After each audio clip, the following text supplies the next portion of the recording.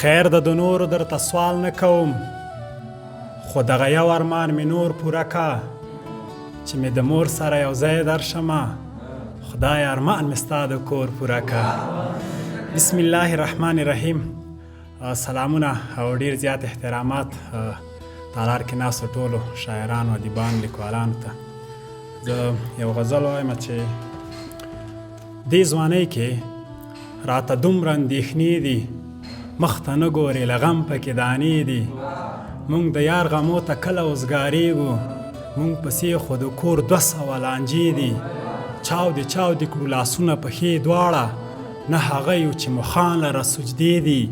تا ته یو کړي ما ته بله بل ته بله، څو مخونه د روانې زمانې دي. نه پوهېږو چې په کوم نامه قتلېږو، دا جنګونه اوس د کومې عقیدې دي. او تا خو خپله هڅه وکړله منیره چې ونه شوه دا له بره فیصلې دي، چې ونه شوه دا له بره فیصلې دي.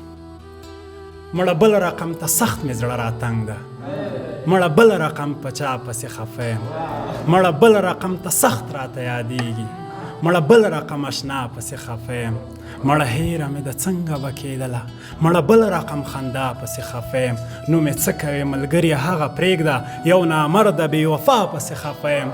او ما منیر هوتک دنیا غواړي لالیه، زه منیر هوتک په تا پسې خفه یم، زه منیر هوتک په تا پسې خفه یم. په دغه دوه بیتونو سره مخکښه کومه چې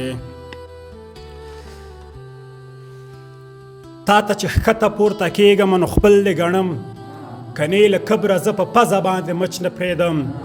او د چا چې بد را رسېدلي ښه په جار دې واوري، چې وخت مې راغی د شکارې درته غچ نه پرېږدم، چې وخت مې راغی د شکارې درته غچ نه پرېږدم. توجه څخه مو نړۍ مننه.